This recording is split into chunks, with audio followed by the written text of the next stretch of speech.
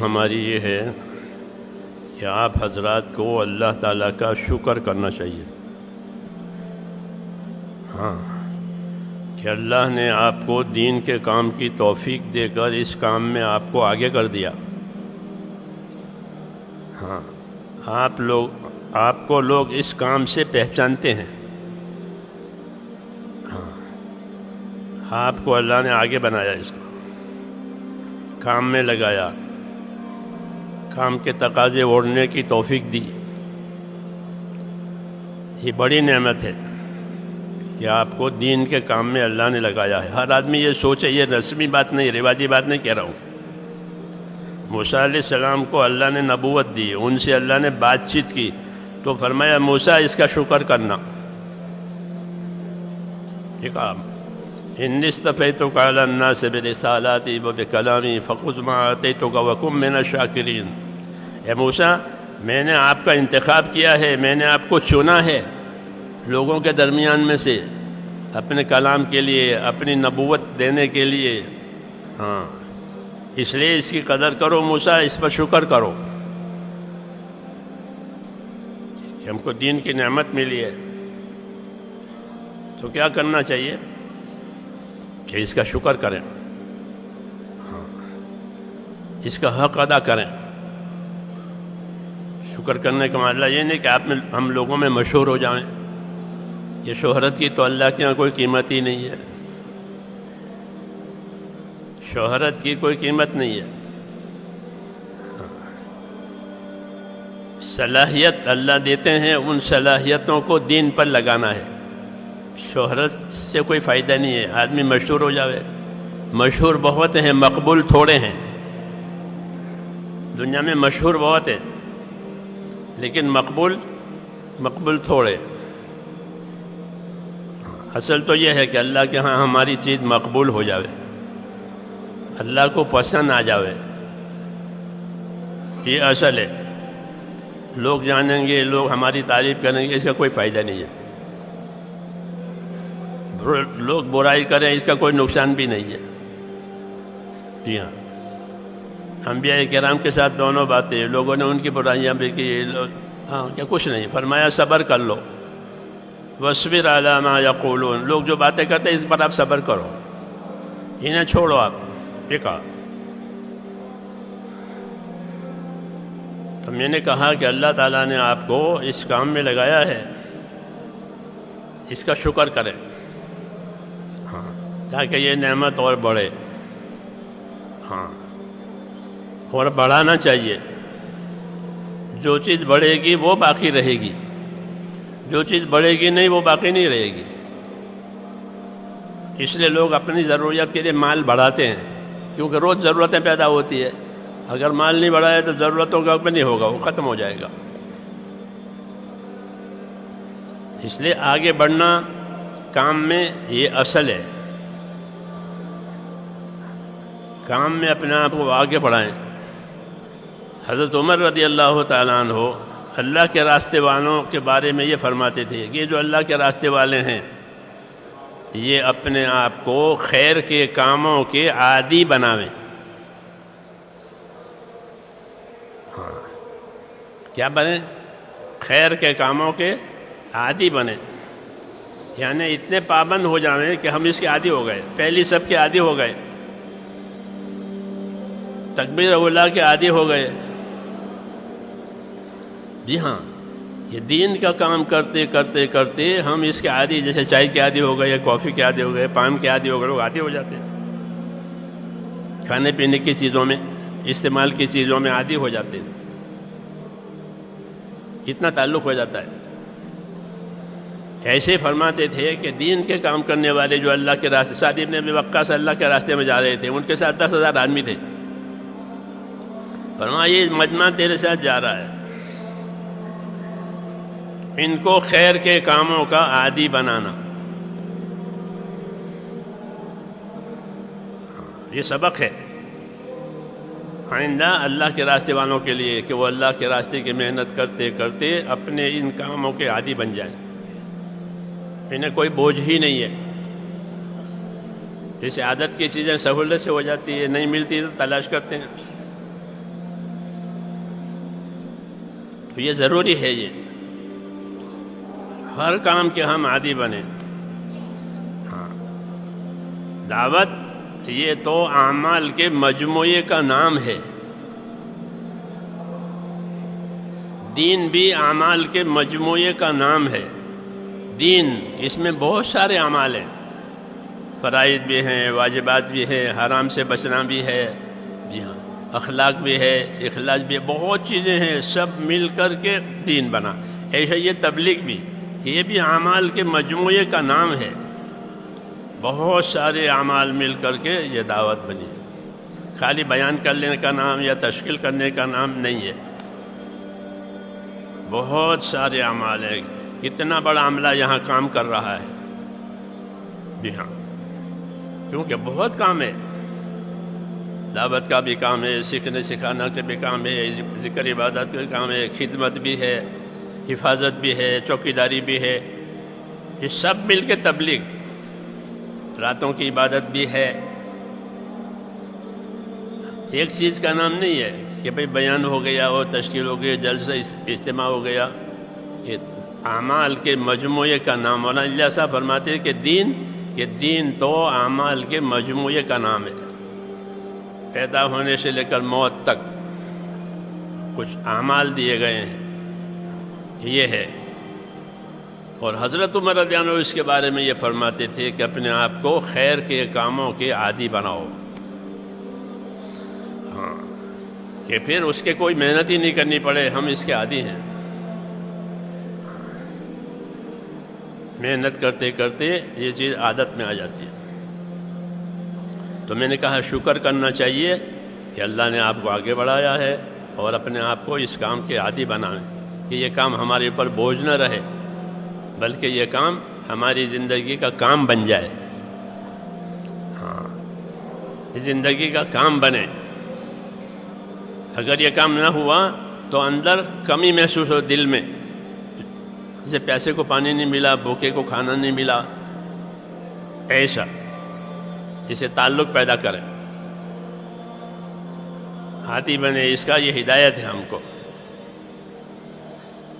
ایک بات اور یاد رکھنی ہے کہ اللہ نے جو جان اور مال کی طاقت ہم کو دی ہے، یہ ہماری اپنی نہیں ہے، یہ اللہ کی دی ہوئی امانت ہے۔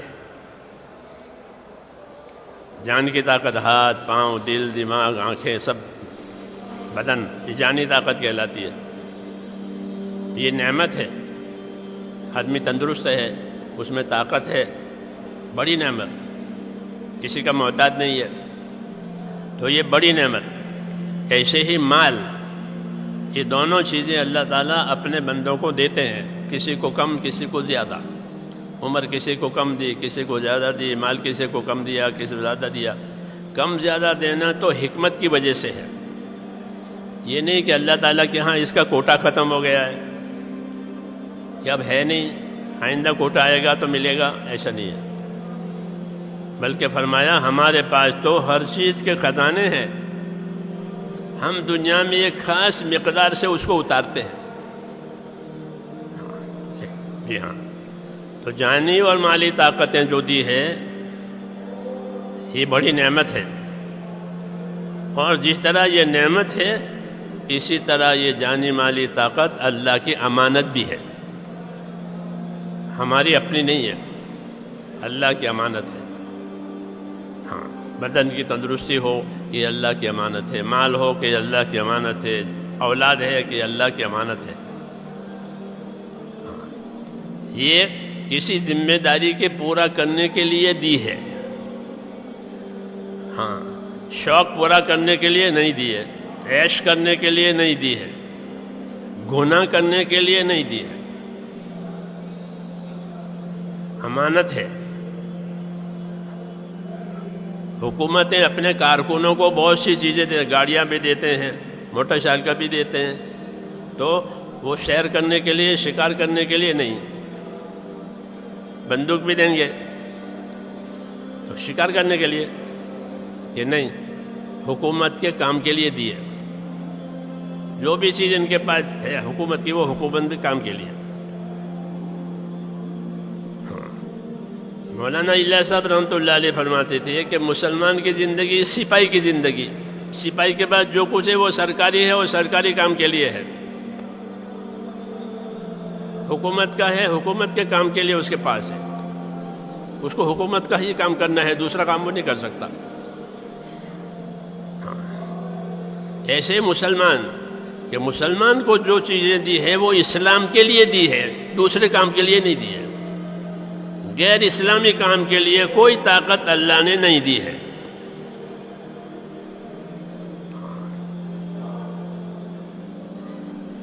تو یہ ہمارا مزاج بنے کہ ہم ایک اللہ کی امانت، جان اور مال، یہ بھی امانت، اور اس سے بڑی امانت اللہ کا دین، کہ دین اللہ کی امانت ہے ہمارے پاس، اس کی حفاظت کرنی ہے، اپنے آپ کو اس کا پابند کرنا ہے یقین کے ساتھ، اس لیے کہ جب کام ختم ہو جائے گا تو اس کا حساب آئے گا، اور فرشتہ قبر میں پوچھے گا کہ ماں دینوں کا، آپ کا دین کیا ہے بتائیے، کس دین پر رہے، کس دین پر مرے، اپنا دین بتاؤ۔ یہ امانت ہے، تو دین بھی امانت ہے، مال جان بھی امانت ہے، اور اولاد بھی امانت ہے۔ یہ کتابوں میں لکھا ہے، امام غزالی رحمۃ اللہ علیہ فرماتے تھے کہ ہر آدمی کی اولاد اس کے پاس اللہ کی امانت ہے، اپنی اولاد کو کہاں لگا رہا ہے، یہ عبادت کے لیے پیدا ہوئی ہے۔ اولاد کس لیے پیدا ہوئی؟ ہم بھی عبادت کے لیے پیدا ہوئے، ہماری اولاد بھی عبادت کے لیے پیدا ہوئی ہے۔ پیدا ہوتے ہی ان کے کان میں اذان اور اقامت کہی جاتی ہے، کیوں کہ وہ تو اسی کام کے لیے آئی، کہ اسی کانوں میں کہ اذان اور اقامت کا ہو، سنت ہے ہماری اسلام میں کہ اپنے اولاد پیدا ہو تو اس کے کانوں میں اذان اور اقامت کا ہو، اس کا اچھا نام رکھو، اس کا عقیقہ کرو، جی ہاں، اس کی دینی تعلیم تربیت کرو۔ پیدا ہوتے ہی شروع ہو جائے گا، پیدا کرنے والا تو اللہ، اور کوئی پیدا کرنے والا نہیں، لا الہ الا اللہ، زندہ آوے، مردہ آوے، بولتا آوے، گونگا آوے، اندھا، یہ قدرت، اس میں کسی کو دخل نہیں، لا الہ الا اللہ۔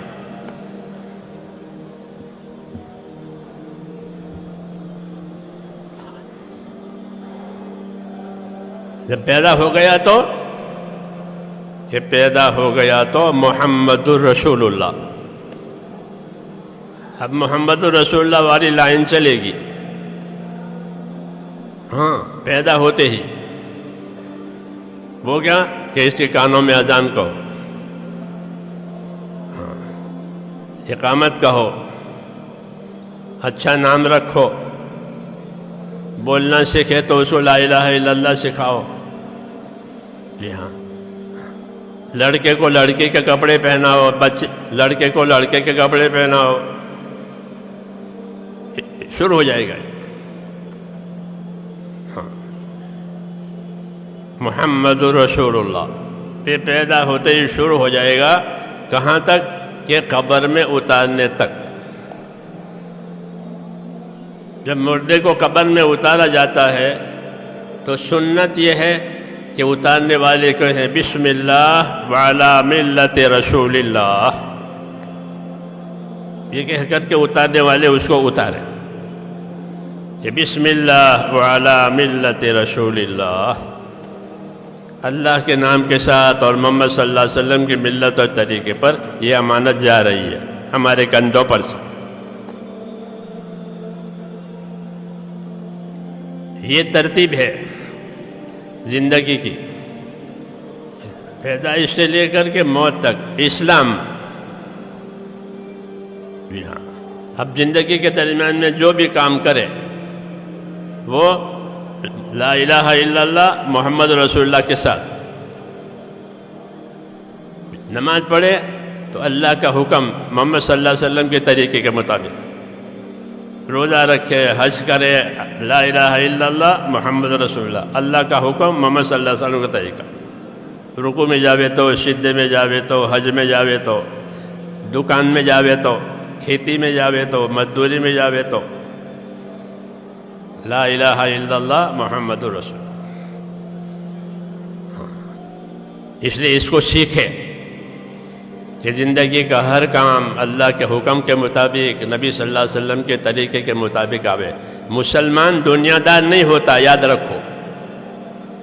مسلمان دنیا دار نہیں ہوتا کہ ہم تو دنیا دار ہیں، ہم نہیں نہیں نہیں.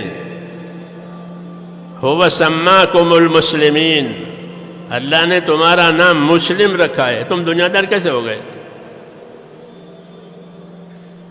کہتے ہیں لوگ کہ ہم تو دنیا دار ہیں. وہ بیچارے اپنے آپ کو پہچانتے ہی نہیں کہ ہماری کیا شان ہے کہ اللہ نے تمہارا نام مسلم رکھا ہے، یعنی حکم کو ماننے والا، حکم کو پورا کرنے والا. یہ اس کی شان ہے. یہ میرا بندہ ہے، حکم پورا کرنے والا، حکم لے کر کے چلنے والا، حکم لے کر زندگی گزارنے والا. ہاں، اس کا یہ مقام ہے، اس کا یہ مرتبہ ہے. اللہ نے اس کا نام رکھا ہے مسلم. اطاعت کرنے والا، بات ماننے والا، بات ٹالنے والا نہیں، بات ماننے والا. تو یہ ہماری شان ہے، مسلم. سر سے لے کر کے پاؤں تک مسلم. یہ پولیس کو دیکھتے ہیں نا آپ، سر سے لے کر پاؤں تک پولیس. کتنا ہی بڑا مجمع ہو، شادی کا ہو، جنازے کا ہو، تبلیغ کا ہو، پولیس کا آدمی اگر کھڑا ہے، چھوٹے بچے سے پوچھو کہ یہ کون ہے، بچہ کیا کہے گا؟ پولیس. ہاں، کہ یہ پولیس ہے. وہ سر سے پاؤں تک پولیس ہے. یہ مسلم کے سر سے پاؤں تک مسلم. کیوں؟ کہ اپنے مقام کی حفاظت کے لیے اور اپنے مرتبے کی حفاظت کے لیے اس کو ایسا بننا پڑے گا. بتا دے گا اس وقت وہ ڈیوٹی پر ہے. ہاں، جب وہ ڈیوٹی پر ہوتا ہے تو پوری حکومت کی طاقت اس کے ساتھ ہوتی ہے. ہاں، یہ ڈیوٹی پر ہے. ڈیوٹی پر نہیں ہے اور اس کو کوئی مارے کوئی بات نہیں. وہ ڈیوٹی پر ہے تو کہ پھر وہ حکومت کا ہے. ہاں، اس کی حکومت مدد کرے گی. ایسے ہم اپنی ڈیوٹی پر ہوں گے کہ اللہ ہماری مدد کرے گا، اور ہم ڈیوٹی پر نہیں ہیں ہماری مدد نہیں ہے.